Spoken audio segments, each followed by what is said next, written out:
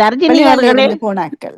மன்னிப்புடன் ஓ தர்ஜினி, நீங்கள் சொல்வது ஒரு பக்கம் சரியா இருந்தாலும் மற்றொரு பக்கம் பார்த்தீங்கள் என்றால் நன்றாக நடக்கக்கூடியவர்களே தனியாக வருவதற்கு ஒரு பாதுகாப்புக்காக வீல் சேரில் வருகிறார்கள்.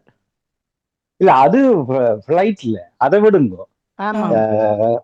இந்த தனம் அதுக்கு முன்னால ஏதாவது போட்டுக்கொள்ளுங்க. இந்த தனம் எங்கள்ல கனவையில இருக்குது. ஆனா அப்படி இருந்தால் நடக்கக்கூடியவர் ஏர்போர்ட்ல போய் உதவிக்காக வீல் சேர்ல கேட்டவர் வாழ்க்கையில வீல் சேர் இல்லாமல் வாழுகிறாரோன்னு கவனிச்சுட்டார்.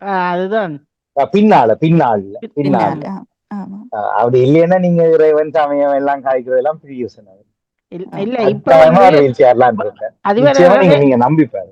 அதிபர்களே வெளிநாடுகளுக்கு பெற்றோர்களை கூப்பிடுகிறார்கள் தானே. ஆனால் அவர்கள் சுயதேவியாக இலங்கைக்கு வரும் பொழுது கூட அவர்களுக்கு தனியா வேறு ஒரு நாட்டில் போய் அவர்கள் இறங்கி ஏற வேணும், அதுக்கு கஷ்டம் என்பதற்காக இது ஒரு இதை செய்து கொள்கிறார்கள். அது விதிவிலக்காக இருந்தால் சரி, ஆனா இப்படி செய்யக்கூடாது கடைசி வரைக்கும். இப்ப அநேகமா இங்கிலாந்து ஏர்போர்ட்ல இதுல தள்ளுற பிள்ளைகளை பார்த்திருக்கேன்.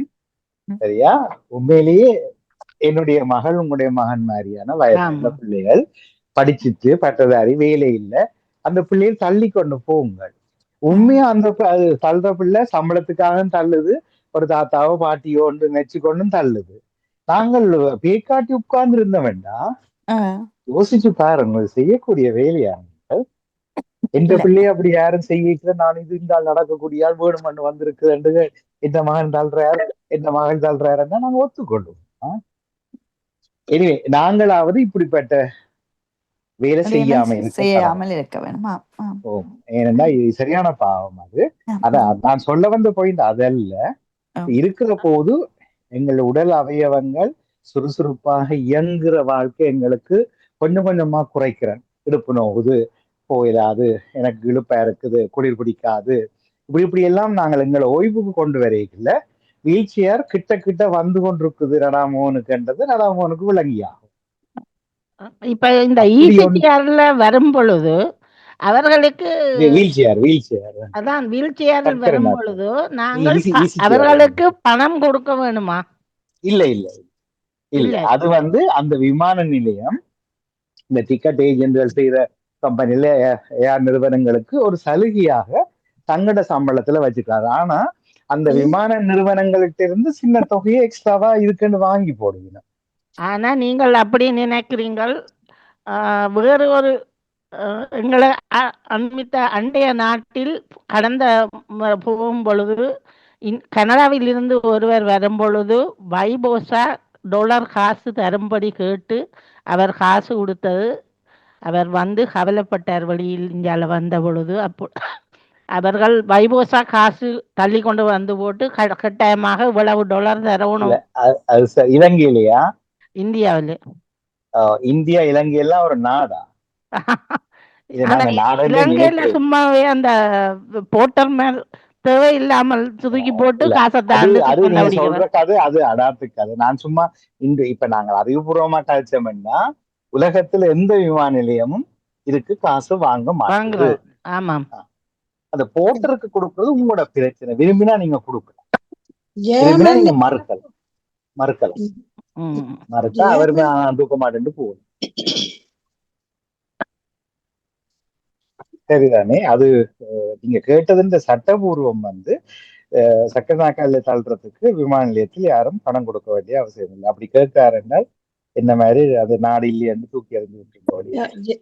ஜெர்மன் ஏர்போர்ட்ல இந்தியன் ஆட்கள் கூடுதலா வேலை செய்யணும். எனக்கு அந்த போன முறை கை முறிந்த நேரம் 4 வருடங்களுக்கு முதல் 3 வருடங்களுக்கு முதல் போன போது வீழ்ச்சியால போய் நான் கொடுக்க அவர் ஒன்றுமே வேண்டியில்லை, காசும் வேண்டியில்லை.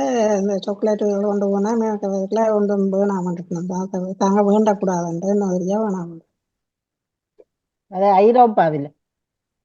அதான் சொல்றேன். அது அங்கால இலங்கை என்ன நீங்க சொன்ன மாதிரி அங்கால தாங்கள் பேக் எடுக்க போறோம்னு போட்டு $1 தான் $1 தாங்க பண்ண மாட்டாங்களே. நான் பண்ண மாட்டாங்க. அது சரியான கரைச்சல் அங்கால.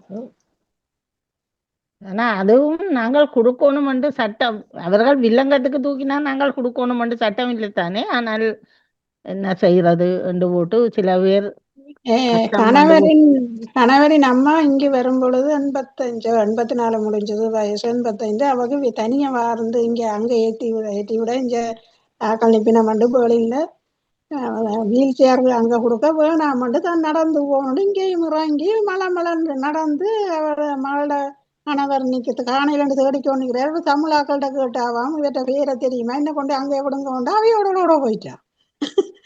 அவர்கள் இவருக்கு தெரிஞ்சவர் ரெண்டோடியா டெலிஃபோன் பண்ணி இவர் காணையில் என்று தேடி எல்லாம் அங்கே அந்த ஏர்போர்ட் போய் மற்ற ஏர்போர்ட்டுக்கு எல்லாம் பார்த்துட்டு வெளியில் அவர் அந்த வீட்டுக்காரர் அடிக்கிறாராம். இப்படி எங்களை கேட்டது உங்கள்கிட்ட கொண்டு விட சொல்லி நாங்கள் கூட்டிக்கொண்டு வந்துட்டோம். அது அப்படி துணிஞ்சு வந்தோம் எல்லாத்துலேயும். அந்த நாளையாக்களுக்கு அந்த இது இருக்குது.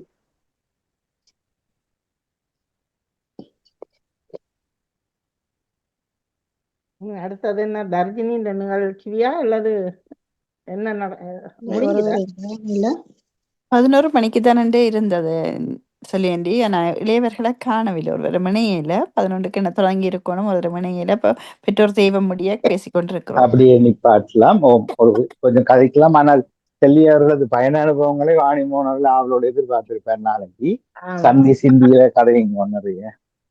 இன்றைக்கு இப்ப கேள்வி எங்களுக்கு ஜெசிமணி மன்னனுக்கு கூப்பிட்டோன்னு இருக்கிறோம். அத ரஜினியாவும் கேள்வியாக்கி இருக்கார். நாங்கள் எதிர்த்து கதைக்கிறது பிழையா சரியா? எதிர்த்து சந்தர்ப்பம் வரும்பொழுது தேவை என்று சொன்னா கதைக்கிறது சரி என்றுதான் என் கருத்து. நானும் அப்படித்தான். நானும் வீட்டில் எந்த கருத்தை எழுதியிருந்தேன். எனது எந்த இதுபடி எனது ஐயா எனக்கு சரியாக 15 வயது சாகிறதுக்கு கொஞ்ச நாளுக்கு முன் நான் எனது சகோதரி இப்போ கல்யாணம் செய்த அவர் பொடியன்ற அம்மாவோட அவர் நெடுகளும் அவர் நோண்டி கொண்டுதான் இருப்பார். அப்ப நான் விடுவதில்லை. சண்டை பிடிச்சா போல அவர் போட்டு கொடுத்து விட்டார். ஐயாவோட சண்டை பிடிக்கிற பேசுனாண்ட சும்மா தடியால ஒரு காலம் அடிக்கல. அதுதான் முதல் எனக்கு தெரிஞ்ச வாழ்க்கையில அடிச்சது. நான் அப்ப அந்த கோபத்தில் சொன்னேன், இனிமேல் வாழ்க்கையில நான் உயிரோட இருக்கும் பிறகு உங்களோட கதைக்க மாட்டேன். ஆனா கடைசி வரையும் நான் கதைக்கல. அது எனக்கு அது மனதில் ஒரு தாக்கம் மாதிரி. கடைசியில ஹாஸ்பிட்டல்ல இருக்கும் பொழுது கோமாவா போயிட்டார். அப்பொழுது இவர் ரஜினி வேலை செய்த அவருடைய அப்பம்மா வந்திருந்து சொல்லியிருந்தார், கூப்பிடுங்கோ புள்ள, கூப்பிடுங்கோ அப்பாவை, கூப்பிடுங்கோண்டு. அப்பொழுது நான் கூப்பிட்டேன், ஐயா ஐயாண்டு. ஒன்றும் இல்லை ஆண்டு ஒரு சும்மா வேற தந்தை இதண்ட ஒழிய கதைக்கிற சந்தர்ப்பம் எனக்கு கிடைக்கவில்லை. அப்புறம் அது ஒரு தாக்கம் மாதிரி எனக்கு 50 வருடம் ஆகி விட்டது. ஆனாலும் அது ஒரு சின்ன ஒரு கோபம் கடைசி வரைக்கும் கதைக்க முடியாமல் போய்விட்டது. அது ஒரு எத்தனை வயது அப்ப உங்களுக்கு? என்ன விளங்கல? எத்தனை வயது உங்களுக்கு அப்போ? 15. அடி போடத்தான் 15 வயசுல என்ன இல்ல சொன்னது என்ன நீங்க சொன்னா இதா இருக்க. அவர் எங்களுடைய அக்கா, அவர் நெடுகாலும் ஏதாவது சொல்லி கொண்டு இருப்பார். நான் இல்ல போய் கருப்பின்னு சொன்னேன். மணி போட அதிபர்களே கேட்டாந்துக்கிறேன். சகோதரி நித்யானந்தன் இந்த படக்க புண் வந்தான்னு சொல்லி சொன்னவல்லோ. எனக்கும் அதிபர் என்னடா, எனக்கும் 3 வருஷத்துக்கு முதல் வலப்பக்கம் இடப்பக்கம் பின்பக்கம் துடையில படக்க புண் வந்துட்டுது. இப்போ குயின் எலிசபெத் ஹாஸ்பிட்டல் தான் அட்மிட் பண்ணாங்க. அங்கே ஒன்று ஆம்புலன்ஸ்ல போட்டாங்க. டாக்டர் சொல்லி போட்டார், கொஞ்சம் நல்ல இதாக போயிட்டுது. எலும்பை தாக்கினா காலை காட்டோம்னு சொல்லி, எலும்பு தாக்கினான்னு சொல்லி முதலே சொன்ன, தாக்கிட்டா வலக்கால இடக்கால ஃபுல்லாக அடுக்கணுமாண்டு துளப்பக்காது. அது சரியா வலுதா போயிட்டுது. அப்போ நான் இந்த கண்ணீரோட வேற என்ன அந்த எவன் தான் ஒரே படக்கே ஜெவம் ஹாஸ்பிட்டலில் அட்மிட் பண்ணிட்டான் 2 கிழமை. அப்போ அப்பாயின்மெண்ட்டுக்கு வெயிட் பண்ணி இல்லை நமக்கு ஃபுல் அங்கே வெயிட் பண்ணுறது. அப்போ உடனே வரும், இல்லை சாப்பிட வேண்டாம், வெயிட் பண்ணுங்க, எனி டைம் தியேட்டருக்கு போகணுமெண்டு. இப்போ இந்த மத்தியானம் போல் வரும், அது லேட்டர் நீங்கள் சாப்பிடுங்க வரும், கேன்சலாக போயிட்டு 2-3 தரம் போய் 3ஆம் தரம் போய் தியேட்டரில் போய் டாக்டர் சொன்னார். சரி ஒன்று சோப்பி பண்ணவர் அதிபர் சக்சஸ்ஸா வந்துட்டு நல்லா எலும்பு தாக்கையில என்ன எலும்பு தாக்கையில 6 சென்டிமீட்டர் டீப் 2 சென்டிமீட்டர் பிரைட் அவ்வளவு சதயம் வெளியில எடுத்த வெளியில அவ்வளவு பழுதா போச்சு. 6-7 மாதம் நான் பட்ட உத்தரிப்பு வீட்டுல ஒவ்வொரு மணித்தாலமும் கேரஸ் அந்த ஹெல்ப் பண்றாங்க வந்து இந்த டேர்ன் பண்ணி விடணும். அந்த பக்கம் இந்த பக்கம் அந்த பக்கம் இந்த பக்கம் அந்த பக்கம் இந்த பக்கம் உயிர் வந்துச்சு. என்ன வாழ்க்கைன்னு போயிட்டு அந்த இதுல ஒரே அண்ணீரோட ஆண்டரோட ஒப்படைச்சது ஆண்டவர்கிட்ட அவ்வளோத்தையும் வேதனை பண்ணான். அது தாங்க முடியாது. இன்றைக்கு அனுசம் வந்து இந்த வேலைக்கால் நோமலா இருக்கு. இன்றைக்கு இடக்கால் நர்ஸ் மாதிரிக்கே இதாக போயிட்டு அந்த ஆப்ரேட் பண்ணி அந்த நர்ஸ் வந்து ஒவ்வொரு நாளும் வந்து பேண்டேஜ் பண்ணுவான். அந்த ட்ரெஸ்ஸிங் மாத்துறது ட்ரெஸ்ஸிங் ஒவ்வொரு நாள் ஸ்பெஷல் நர்ஸ் வந்து மாற்றுவா அந்த பொண்ணுக்கு. 6 சென்டிமீட்டர் டீப் பண்ணா அவளே வாங்கி போயிடும். என்ன இன்றைக்கு புதிய சுகப்படுத்து இன்றைக்கு நோமலா அந்த கவலைக்கால் இடக்கால் வந்து சோமலா இருக்கு. பெட் படக்க புண் வாரது அது வேற என்னண்டா அது புரோசில்னு சொல்லி ஒரு மருந்து ஒன்று இருக்குது. அது கட்டாயம் அது பூசுவணும் ஒவ்வொரு நாளும் புரோசில் கிரீம் மாதிரி உண்டு. அது கட்டாயம் சௌகரி காலையில விடையும் மத்தியானத்திலே நீங்க பூசி விடுங்க. வாங்கி பூசுகிறார்கள். ஓமம் அது கட்டாயம் பூசுவோம். அதான் அது பாதுகாப்பு. அதுவும் ஒரு பவுடர் ஒன்று இதுக்கண்டு ஸ்பெஷலா 4000 ரூபா. ஒரு கிரீம் ஒன்று 5000 ரூபா. அதுதான் இப்ப 2-3 தரம் முடிய அதைத்தான் பூசி கொண்டு வந்தான். ஆனாலும் அந்த 2 நாட்கள் உங்களுக்கு தெரியும். நான் போய் பார்க்க இல்ல. நான் கொஞ்சம் எனக்கு வருத்தம்ண்டா போல நான் போக இல்லை. ஏனென்றால் அவரும் வருத்தமா இருக்கேக்குள்ள பாக்டீரியா மாதிரி வந்துட்டு பயத்துல நான் போய் பார்க்க போகல. இனிவில் ஹாஸ்பிட்டலுக்கு கொண்டு போய் இப்பொழுது மூக்குகளால வயரும் விட்டு யூரின் அதுகளும் இன்ஃபெக்ஷன் என்று சொல்லி அதுக்கு மேல பைப்புகள் அப்படி ஏதோ எல்லாம் செய்து விட்டுட்டு 2 நாள் ஹாஸ்பிட்டல்ல விடிய கொண்டு போய் அடுத்த நாள் பின்னேறம் விட்டார்கள். 1,80,000 ரூபா கட்டி கொண்டு வந்தோம். 2 நாள் தான் குளுக்கோஸும் ஏற்றி இந்த டாக்டர் அதை வந்து பார்த்தது, செக்கிங் செய்தது. அப்படி அதுக்கு இதுக்கண்டு சொல்லி ஆம்புலன்ஸுக்கு போனது வந்தது எல்லாம் மொத்தம் 1,80,000 ரூபா.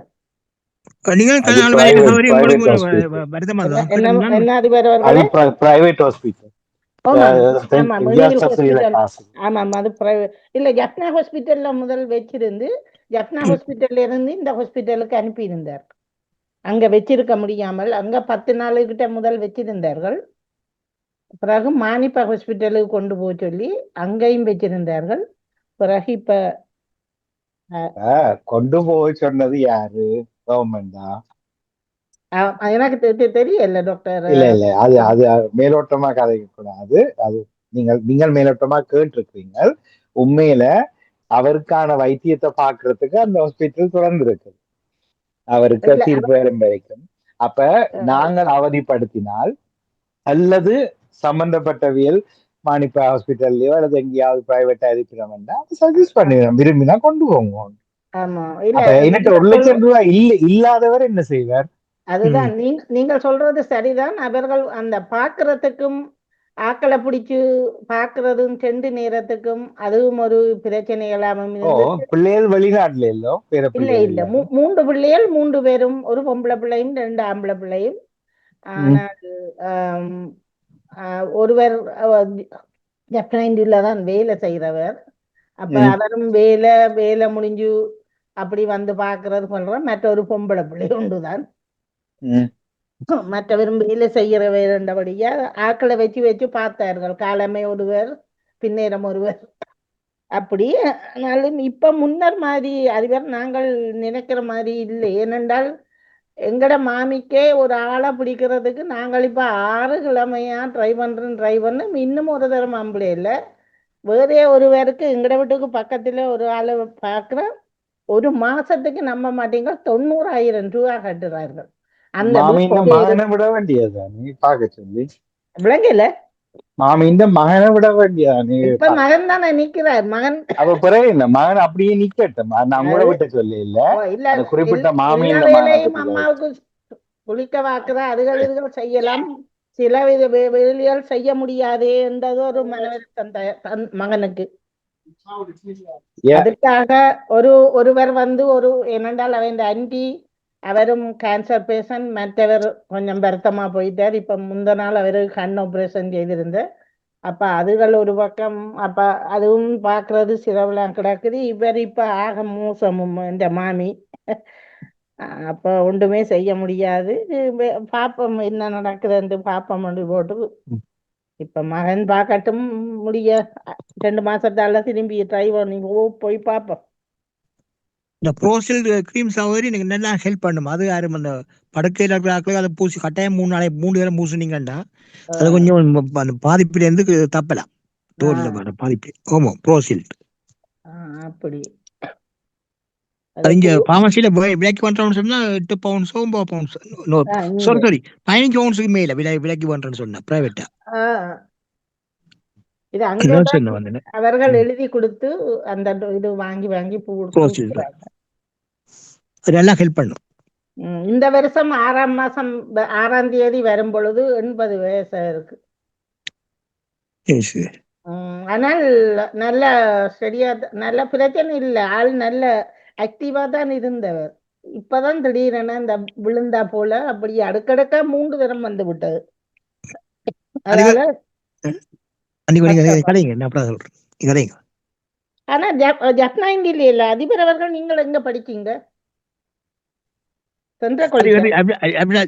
படிச்சவர் ஜப்னா இந்தியில. அப்ப இவரும் ஜப்னா சென்ட்ரல், நான் அங்க படிச்சேன். ஜப்னா சென்ட்ரல் என்ன? ஜப்னாக்கு ஹிந்து காலேஜ் வேற, சென்ட்ரல் காலேஜ் வேற. சென்ட்ரல் காலேஜ் சொன்னா பப்ளிக் லைப்ரரி முன்னுக்கு இருக்கு. ஹிந்து காலேஜ் வந்து அந்த 2 இருக்குது, சின்ன பள்ளிக்கூடம் பெரிய பள்ளிக்கூடம். ஹிந்து காலேஜ் உள்ளுக்கு இருக்குது. இது மணிக்கூடு கோவரத்தோட இருக்கு. இது அவர் ஜப்னா ஹிந்து அதுலதான் இதுல லேப்ல கனகாலமா வேலை செய்தவர், படிப்பிச்சவர். அது உள்ளுக்கு இருக்கு கொஞ்சம் உள்ளுக்குள்ள. இப்போது கொஞ்ச காலத்துக்கு பென்ஷனுக்கு பிறகு அங்க போய் ஹெல்ப் பண்ணி கொண்டுதான் இருந்தவர்.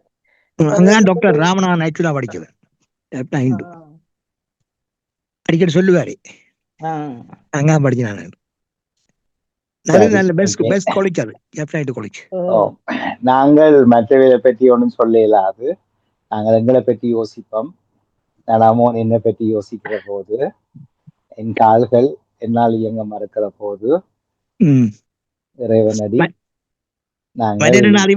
முதல் இந்த உங்களுக்கு தெரியும் நினைக்கிறேன். இந்த அழகராஜான்னு சொல்லி அவருடைய அண்ணன் வந்து உங்களுக்கு தெரியும். அவரு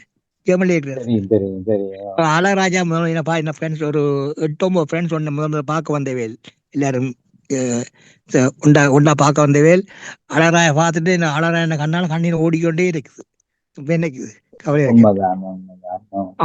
நீங்கள் திருப்பியும் பிழை வர்றீங்க. படுக்க புண்ணுன்றது ஒரே இதுல தசைகள் அப்படி அழுந்தி கொண்டிருக்கு. அப்ப நீங்கள் அன்றைக்கு நான் சொன்னா, நீங்க சேர்ச்சுக்காவது வலிக்கிட்டு போங்க, பிள்ளைகள் குத்துக்கல்ல மாதிரி இருக்கு நம்ம வீட்டுல, மனைவி உட்பட. அப்படி இல்லாட்டி என்னட்ட சொல்லுங்க, நான் ஒழுங்குபடுத்துறேன்னு சொன்னேன்.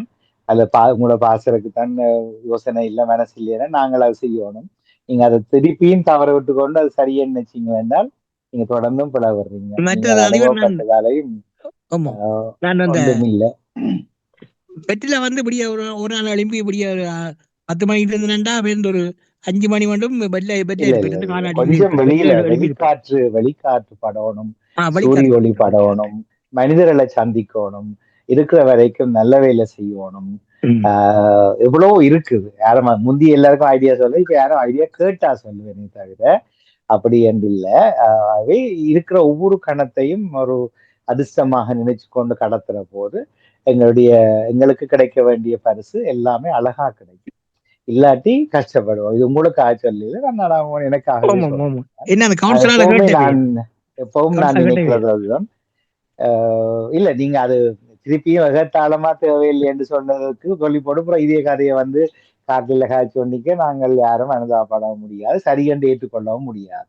என்னதான் இருந்தாலும் உருண்டாலும் பிறண்டாலும் தவண்டாலும் நீங்க வெளியில வரும், வீட்டை விட்டு வெளியில வரும்.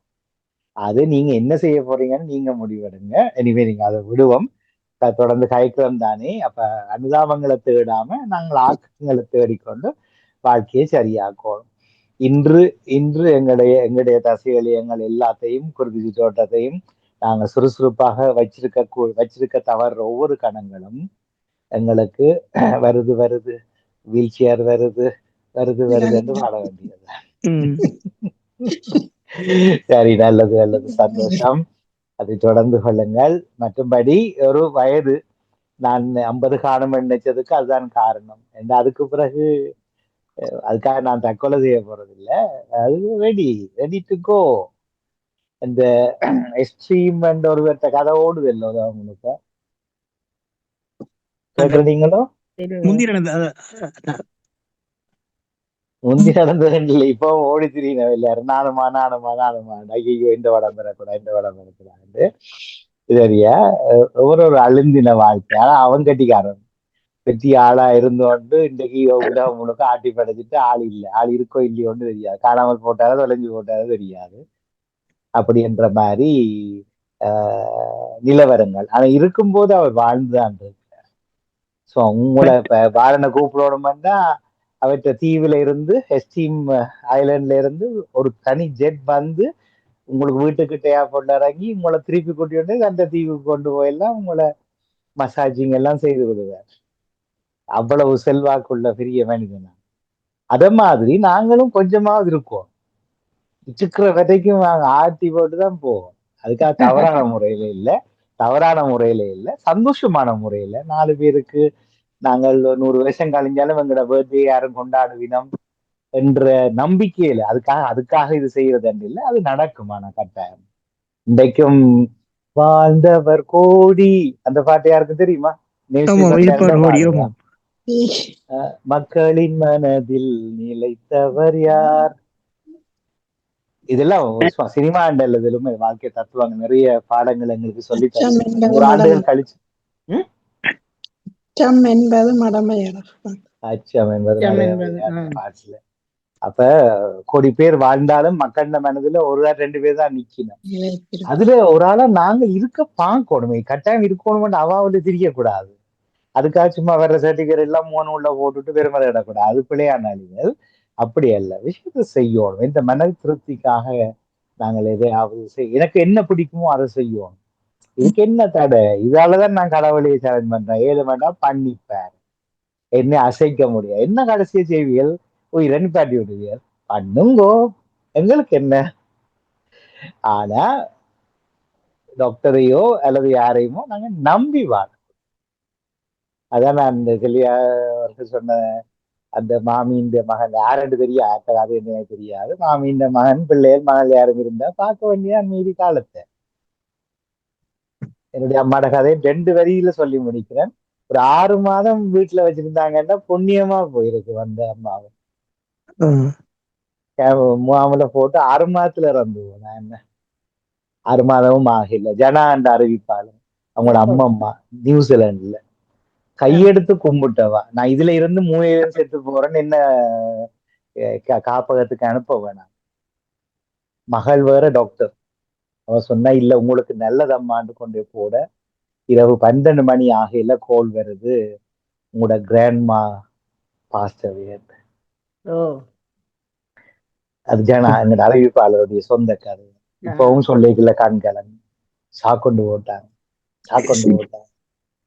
தண்டவாட்டுல போகட்டும், அது ஓகே. நான் இப்ப சொல்ல வர கதை போறது வாரதை பற்றி அது இல்லை. இருக்கிற இன்றைய நாளை நான் மகிழ்ச்சியோட வச்சிருக்கிறேன்னா, ராஜினி அல்போன்ஸ் மாதிரி வஞ்சம் தீர்க்காம கூட கோவம் குறைஞ்சிட்டுதான் குறைய இருக்காம கொஞ்சம் அப்படி எல்லாம் இல்லாம இந்தியில இருந்து சகலதையும் மறந்து எதுவும் நடக்காது, நமக்கு என்ன, நான் மட்டும் மகிழ்ச்சியா வாழணும். என்ன படைச்ச இயற்கையோ இறைவனோ என்ன வரத்தை தந்தானோ நான் அதை மனசால பிள்ளையா நினைக்காம அதை அனுபவிப்பேன். நாங்கள் மகிழ்ச்சியா வாழ்ற மாதிரி மற்றவர்களும் கொஞ்சம் மகிழ்ச்சியா வாழ்றதுக்கு நாம் கொஞ்சம் கை கொடுக்கலாம். ஆக்கின கொடுக்க கூடாது. எங்கிற சோக கதையில சொல்லி மற்றாக்கள் அள வைக்கக்கூடாது, அதையும் கவனிக்க வந்தாங்க இல்லையா? அவே எனக்கு அப்படித்தான் தெரியுது.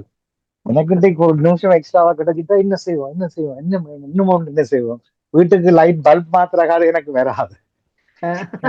அது யாரும் செய்யட்டும், அதுதான் உலகத்துல எல்லாரும் செய்யணும். வேற என்ன செய்யல. நான் சும்மா உபதேசம் பண்ணேன் இல்லையா, எனக்கு உபதேசம் பிடிக்கவும் மாட்டுது, அட்வைஸும் இல்லை. நான் அதை செய்யறதுல தான் நான் நிச்சயமா திருப்பி கதைப்பேன். இது ஒரு அதிர்ஷ்டமான வாழ்க்கை. இப்ப பழைய கதைக்கு வந்து முடிவுக்கு வருவோம். எதிர்த்து கதைக்கிறது சிநீதமா கதைக்கிறதுன்னு வித்தியாசம் இல்லை. எங்களுக்கு நீதி என்றால் நீதியா இருக்கணும், நல்லதை வாழ்த்தணும், பிடிக்காததை சொல்லணும், சண்டை பிடிக்க தேவையில்லை, சொல்லணும். ஐயா இது பிழை, ஐயா இது பிழை, எனக்கு பிடிக்க இல்லை பிழை, அதை வாங்க பிரச்சனை இல்லை, டீ குடிப்போம்.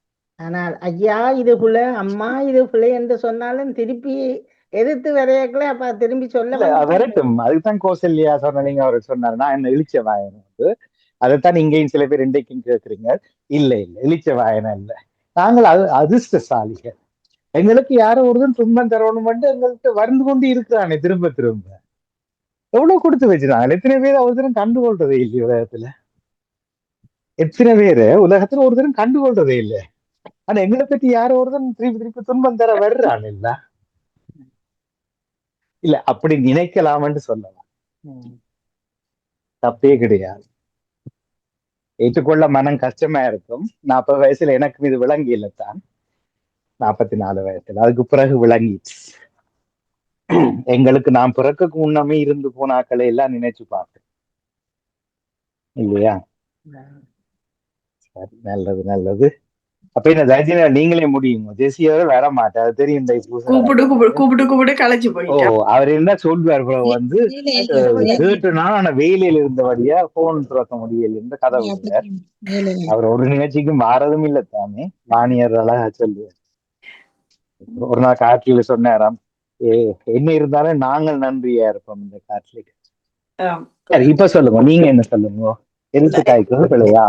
எதிர்த்து கதைக்கிறது பிள்ளை இல்லை. இவ்வளவு நேரம் நீங்க கதைச்சதை கேட்டது இல்லாததுக்கு பிறகு எதிர்த்து கதைக்கிற பிள்ளை சரியண்டா சரியன்னு நிக்க வேணும், நேர நேர சொல்ல வேணும் என்று நானும் எந்த 44 வயசுல முடிவெடுக்கிறேன். நன்றி, வணக்கம். அட என்ன வந்துட்டிய 44 வயசுல எல்லாருக்கும் ஒரு மாற்றம் வருமோ? மாற்றம் வருது போலதான் இருக்குது. ஆனா 40 வயதுல நாய்க்கு குணம் இல்ல. நாங்கள் 4 வயது தாண்டிட்டு 4 வந்தபடியே நாங்கள் என்ன என்ன அறிஞர்களாக இல்ல பேக்குணம் மாதிரியா? பேய்க்குணம் தெரியாது, இருந்தாலும் சில பேருக்கு அது பேய்க்குணமா தான் இருக்கு. நாங்க நல்லது சொல்லிக்கல, அறிஞருக்கு அது பேய் காய்க்கிற மாதிரி தான் தெரியலாம். சில பேர் இத ஒரு பேயன் சும்மா அல்லாட்டி கொண்டு இருக்கிறான் என்று சொல்லுங்க. தெம்பிளியில ஒரு அம்மா சொன்னவன், அந்த மகன் சொன்னவனாம், நாரி தவளை ஒன்று காலையில ஒரு நாளும் கத்துதுன்னு சொல்லி. இப்ப அந்த அம்மாவும் பாறையில அந்த மகனும் பாறையில, எங்களுக்கு பிரச்சனை இல்லை தாங்க. சரி, யோகா பக்கம் யாரும் தலை காட்டுகிறார்களா? இல்ல மோனா, இதுவரையில் இளையோர்கள் யாரும் மட்டி பார்த்த மாதிரி எல்லாரும் தகவலும் போடவில்லை மோனா. இதுல இளையோர் பக்கத்திலேயும் தகவல் போடவில்லை. ஆனா சிவாஜினி அவர்களை கோர்ட்ல நிறுத்தணும் பின்னர் 6 அது என்னது ஆற்றுப்படுத்து அரங்கேற்றம், அது புதுசா இருக்கு எனக்கு. யாரும் கேள்விப்பட்டிருக்கீங்களா வாழ்க்கையில? எனக்கும் அதை பற்றி சரியா விளங்கல மோனா. எனக்கு அதுல அந்த போஸ்டர் போட்டிருக்க கூடாது, அந்த மகள்கிட்ட கேட்டு போட்டாவோ தெரியல. இருந்தாலும் அந்த அந்த உறவுகள் குடும்பத்துல போடாம காட்டில வந்து கரைச்சிருந்தா மகிழ்ச்சி அடைஞ்சிருப்போம். சரி, மன்னிச்சு விடுவோம். ஆனா 6 மணி 18 இருக்குது நிகழ்ச்சி. கீழே யாரும் திறந்து பாருங்க. 18 மணிக்கு நடக்கிற நிகழ்ச்சிக்கு காலமே நடக்காட்டிலும் பரவாயில்ல, இன்றைக்கு ரோட் சுத்தி கொண்டே கொடுக்க தானே ஒன்று டீச்சருக்கு, அது பரவாயில்ல. இன்றைக்கு வர முடியாது, இந்த ரோட் சுத்துறாங்க போட்டிருக்கலாம். அது பெரிய பிள்ளை. இதுக்கு கட்டாயமா பொலிச்சிருந்து கேட்டாலும் சில பேர் முந்தின ஒரு நிகழ்ச்சி இருக்கிறது. கோசல்யாக்காவை தான் திருப்பியும் எடுப்பேன். கோசல்யாக்கா நிகழ்ச்சி முடிய கால் பண்ணுவாள், டெக்ஸ்ட் கொண்டு வரும். எனக்கு யாரோ அழைப்பில் வந்து சொன்னார்கள், உங்களை பற்றி ஏதோ பேசினார்கள். அதே மாதிரி சிவாஜிக்கும் இப்ப கோல் போகும், உங்களை பற்றி கதைக்கிறாங்க. ஐயா, நாங்கள் வேணும் என்றுதான் கதைக்கிறோம், கோல் போகணும் என்றுதான் கதைக்கிறோம்ன்றது நீங்க மறந்துடாதீங்க. அது பிள்ளை. என்ன இதை சிறுவர்கள் சீட்ல செய்யும் போது நாங்க கண்டிக்கிறோம், எல்லாம் போய் சொல்ல வேண்டாம். நீங்க கோயிலுக்கு போறீங்கன்னா போகும் வரைக்கும் நினைஞ்சிருங்க, 5 வருஷம் நினைஞ்சு ஓட்டு விட வரும். சரி, அதையும் சொல்லி மற்றவர்கள் யாரும் இப்படி செய்ய முயற்சிக்காதீர்கள். இன்றைக்கு நித்திரையா இருக்குது, சோம்பலா இருக்குது, நான் வேற இல்லைன்னு போடும்போது அதை ஏற்றுக்கொள்ளலாம். சோம்பல் நித்திரை எல்லாம் ஏற்றுக்கொள்ளக்கூடிய காரணங்கள் தானே. அடிக்கடி இல்லாமல் இருந்தால் சரி. நீங்கள் அடிக்கடி இவ்வளவு நேரம் கதைச்சு போட்டு முயற்சிக்காதையும் கொண்டா நான் என்னடாக்கின தற்கொலை செய்யற போறதுமோ என்று யோசிக்கிறேன்.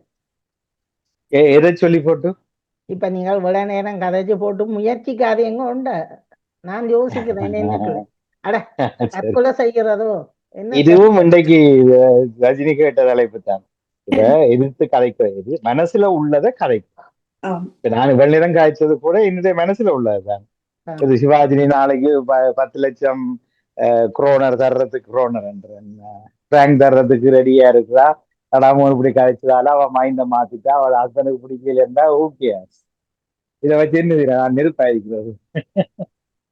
அத மாதிரி சரியோ பிழையோ யாரா இருந்தாலும் ஒரு வாய் ஒரு முகம் ஒரு கருத்தாக இருக்கணும். இப்போ ஆளுக்காள் அங்க அசைஞ்சு இங்க அசைஞ்சு இவை ரெண்டா பிடிக்கும், இவா ரெண்டா பிடிக்காது, இவாவுக்கு வேணுமென்னாங்கன்னு சொல்லி நடக்கிறது துரோகம். கடவுள் என்கிற கேமராக்கள், கடவுள்கள் என்கிற கேமராக்கள் எங்களை நித்தமும் பார்த்தபடிதான். இந்த கேமராக்கள் விளக்கு முன்னமே அது வந்துச்சு. நல்ல பொழுதாய் அமைத்துக் கொள்வோம். சிந்தனைகள் செயலாக மாறட்டும். திங்கள் வெடியில் சிறக்க வாழ்த்தி கொண்டு நாங்கள் எல்லோரும் அரோகரா சொல்வோமா? வணக்கம் எல்லோருக்கும். நன்றி, வணக்கம். தொடருங்கள். நன்றி. நன்றி, வணக்கம். கேட்டதாக சொல்லிவிடுங்கள். ஓ சரி, நடையில் இருக்கிறாருன்னு நினைக்கிறேன். ஆனா அவர் நடக்கைகளை சூம் போட மாட்டார். அவர் போய் நின்ற மகள் தானே, ஒண்ணும் செய்யல. நடக்கைகளை நடக்கட்டும்.